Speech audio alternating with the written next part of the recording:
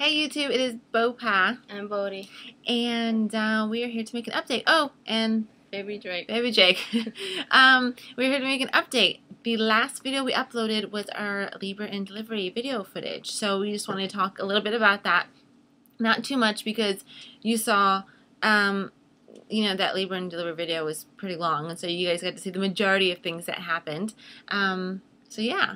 So, putting the video out, we got a lot of positive comments, and and I feel like you guys really. Did you say thank them already? No, I did it at the end. Oh, well, I'm just saying, that made us feel really loved by you guys, and thank you so much.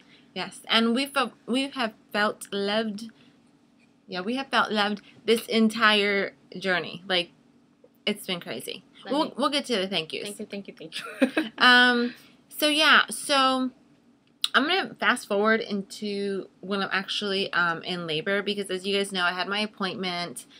They kept me. I had a non-stress test, and they wanted to check my amniotic fluid because it was high the last time I had went. And you guys know I was like a week overdue, so they're like, let's just check you all again. They checked me again. Basically, he didn't pass the test like they wanted him to. So they're like, let's just keep you and have this baby. Called her. She came. She got a speeding ticket, like she said. And then they got me on Pitocin right away, and everything was good. I felt the contractions slowly, and we were bored, so to pass time, we danced, which that was fun. I was in actual labor for 17 hours. I know my labor, like in the video, it just seems like I'm in labor, I'm having fun, and then the baby comes out. That's so not how it was at all. It was smooth up until nighttime, because I got there like at 2:30 in the afternoon, and then once like maybe 9, 10 o'clock came around, 11, 12, it was getting like, my contractions were getting heavier, and I initially just got the pain medicine through the IV, and that was in the video. And then after that, they checked my cervix to see how far along it was dilated, and I wasn't going as quick as they liked, or it really wasn't dilating too much. So then they gave me the option of a Foley bulb. Yeah, or to break my water. Now, a Foley bulb is, I really don't know how to explain it, like, medically the right way, but basically what it is, it's like a balloon that they put inside your cervix, and they fill it up, and it helps expand your cervix, basically, to help you dilate. So I chose that because I didn't want them to break my water, and then nothing happened, and then what if I had to have a C-section? So we chose the Foley bulb. I got the epidural, and sorry, but it's okay. And then 7 hours into it, the Foley bulb, every once in a while they'd come in and pull on the Foley bulb, and just to see if you're dilating or whatever. And they pulled it, it came out, and that was at 3 o'clock in the morning when you saw that video, and things were, were kind of okay. After that, my, since I was 6 centimeters, like, okay, we're going to start giving you more Pitocin, things are going to start moving along. Well, from 3 o'clock to 7:40, I had them at 7:48 in the morning. Those were like the longest crazy hours ever. The epidural was crazy. I mean, yes, it helped because I was numb down there, but I was shaking. I felt like I was nauseated. Like, I remember at one point in time, I turned over to her, and I was in the middle of pushing, and I had to stop, and I was like, I'm gonna throw up. And they turned me over on my side and gave me this like metal thing, and I don't even think I threw up. I think I just spit in it or something. Yeah, you didn't really throw up. No.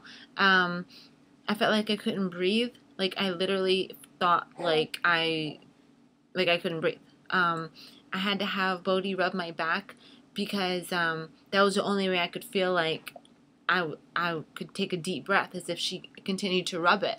Well, then baby Jake's heart rate kept going up and down, and it was to the point to where they come in the room, and they move you to your left and to your right. If that doesn't work and it's still going down, then they try to move you more. Well, the problem with me was I had an epidural from my waist down. I couldn't move like at all. And then maybe like an hour later, same thing happened again, and more people come in, and it's like a rush of people come in, they're moving you, and I'm on my knees again, and it was crazy. I remember I wasn't trying to look at Boatie during that time because I was so scared, because it's a scary thing, and I didn't want to freak her out, and I remember just looking over at her and just giving her a thumbs up, because I just want to let her know that I was fine, but I want to know that she was fine, because since she was kind of pushed back since everyone was around the bed, and she gave me the thumbs up, and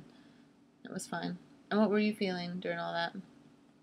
I knew that it was a problem with his heart rate, because the whole time, they had her on the heart rate monitor for the baby, and it just, like, I remember looking at it, and the numbers dropped, like, all of a sudden, and all these people came in, so I knew what was going on, and I was thinking the same thing. I wasn't trying to look scared or, freak out, because I knew that, she wanted to be okay too. I think that we just tried to stay positive the whole time, and we didn't want to show any scary expressions, or we just freak out. Yeah, we just wanted to be there for each other. Yeah, because there's a one point in time where, like I said, they come in and they're trying to move you, and at first, when they're telling me to get on my knees, and I'm like, I can't. I'm trying my hardest to move my body. It's not moving, and my arms are little. I don't have much upper body strength, so for me to even, it was hard. And I remember, like, I'm apologizing, and I remember for 1 second, I started crying, and I just stopped, and I'm like, don't cry, like, don't fall apart now, because, like, obviously it's not going to do anything. And yeah, it was out of control. But overall, I think that she really, really did a good job. Like, she was strong throughout the whole labor. Like, really, really strong. I remember asking her and the nurse, I'm like, this is not what you see on TV with, like, anybody going through labor. Like, they scream, and they're constantly cursing at you and stuff like that. But she was really good. Well, it's because I had an epidural. That's the key, ladies. No, I'm just playing. It's your choice. But yeah, but what we did, have an argument or two when I was in labor, because I took it personal. Yes. And that's the one thing I told her. When I go in labor, whatever happens, you cannot take it personal. If I say something, like, if I'm attitude, if I whatever, like, don't take it personal at all. And it happened, and she did, and I was upset, of course. But then we got over it. But yeah. And then it was after, too. And then after I had him, it was the same thing. Like, we got into another. I remember what it was. Yeah. Yeah. Okay, back to labor and delivery. So then, like I said, after from 3 o'clock on, it got worse. I was having severe back pain. Like, back pain and pregnancy go together, but I knew it was from the epidural. It was just out of control. Like, I was like, how am I going to do this for hours and hours and hours? And she stood by me for hours and rubbed my back. I think at one point in time she said, okay, I have to lay down. I have to sleep. And I was like, okay. And I remember for a second getting pissed. I didn't tell you that, babe. But I remember for a second getting pissed and being like, what you mean you're going to lay down? Like, I'm having a baby. Like, we're in labor. Like, you can't lay down. Like, the only way I can breathe is if you rub my back. And I was super serious. Like, I could not breathe. And so I remember I was like, okay. So she went to go lay down, and they, like, moved my bed in this, like, position they call the queen position or something like that. Basically, your bed is all the way up. So I'm all the way up. My legs are, like, open, and for the baby's head to drop lower.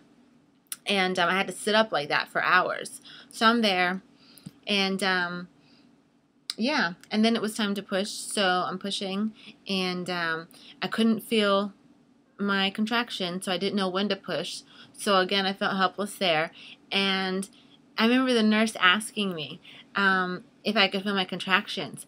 And I lied and said I could because I was so afraid that I was going to have this damn C-section.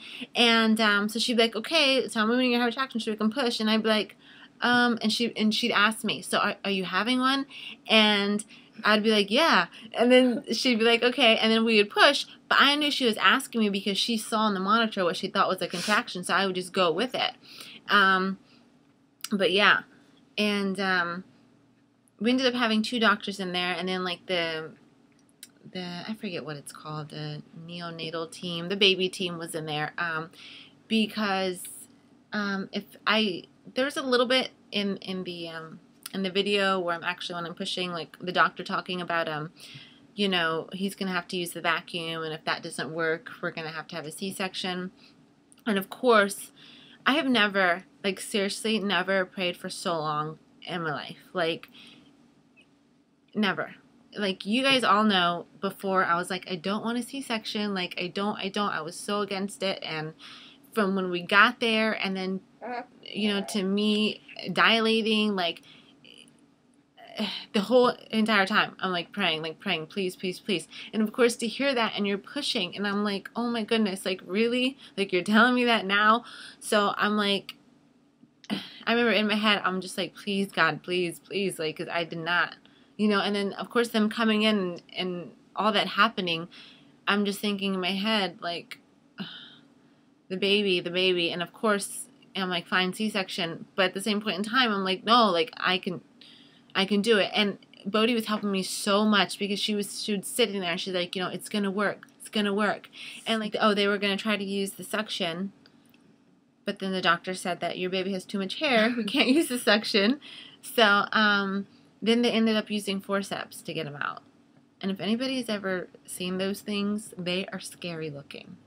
Did you remember seeing them? Yeah, and they just like pushed it in. They were not playing. Push it in the other side, and then they're like, okay, let's push, let's get him out. But you know, it is what it is, and that's what they had to do. It looked real painful, but like she said, she was under epidural. Thank goodness. And the doctors kept telling me, like, this epidural is, like, the most amazing epidural ever, yeah, probably. Because, like, seriously, like, I remember her putting one of the forceps in, and her being like, okay, can you feel this? And I'm like, mm-mm.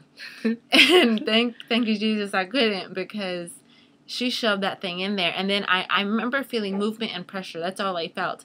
And then after that, it was a couple pushes, and he was out. And I remember I was closing my eyes and I'm pushing, right? I can't feel, so I'm doing what I think I should do, and I'm crunching. I'm tightening my stomach muscles, like when you do crunches. And I remember doing it, and then I remember at a point, it's in the video, you know, the last couple seconds before he comes out, everyone started getting excited, but not loud excited. And I remember Boatie kept telling me, you're doing it. And then I got really excited, I remember, and I'm pushing, and I can say I'm pushing forever. I can probably talk about this forever because it's so emotional. Like, I remember the doctor telling me, okay, push harder, like one more push. And I was freaking out in my head because I'm like, holy crap, I'm actually pushing my baby out. And yeah. So then he came out, and that was crazy. I remember just looking down and seeing him being like, oh my goodness, he's here. And you know, initially we had planned for her to cut the cord, but since you know, we were having, it was a rush job, they had to get him out right away and hand him over to the neonatal crew. Yeah, and they cut the cord. And they cut the cord, and blood went everywhere. Like, on my forehead. Yeah, and it was even on my forehead, obviously on my legs, on the ceiling. Like, blood went everywhere. And then I laid there for like an hour while they stitched me up. It was a long stitch job. Yeah. But you got to see him and everything right away, and hold him and stuff. And Yeah, that's how we were able to get like all that, you know, recording of him, you know, coming out, and then him on that, the weight machine, where he, yeah, whatever, the scale, The scale, and the weight machine. You know, and it said he weighed 8 pounds 14 ounces. Yeah, so that was good. I was able to see him right away. Yeah, and she was out of it. And then I finally brought him over after everything was done and over with. Yeah, and you guys saw that in the video. That was the first time I actually got to see him. Oh my goodness, indescribable feeling. So yeah, that's basically it. We're already at 17 minutes, holy. And so yeah, so I don't know if we should continue talking or. So yeah, so then I was in the hospital for 3 days, and then I got to come home.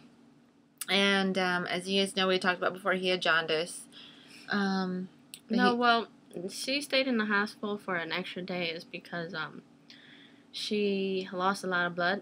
Oh, yeah. So they gave her, you know, like the blood transfusion, and they monitored that and then made sure she was okay before we got discharged. Yes, so to anyone who donates blood out there, thank you.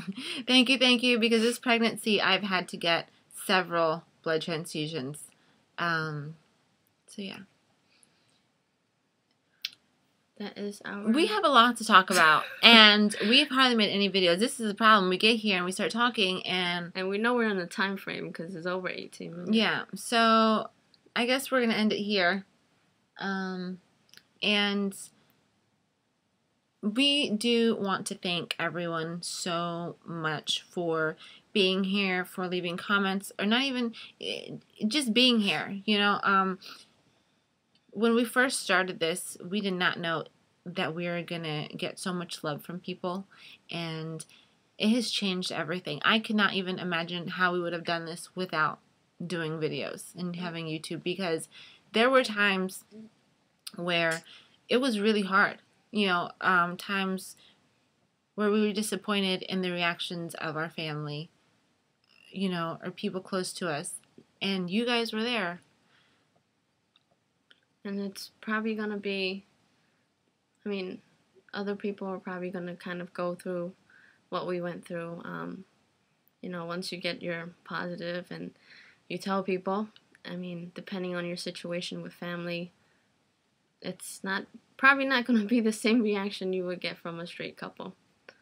But, you know, you just got to take it in and be strong and stay positive.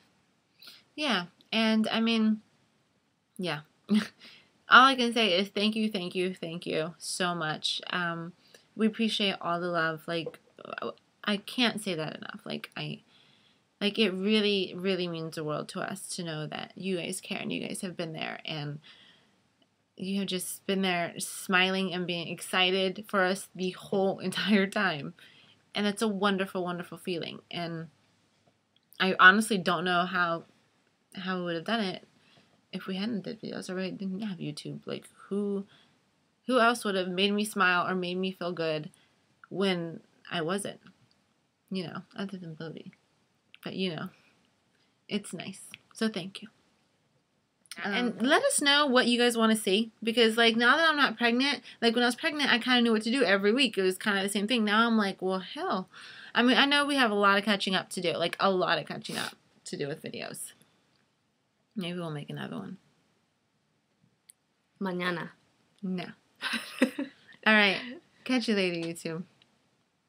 I would bow, but... Where's the baby? Hurrah, there he is sleeping. I bet show his feet. Show his feet. Bye-bye. Bye-bye. Bye-bye.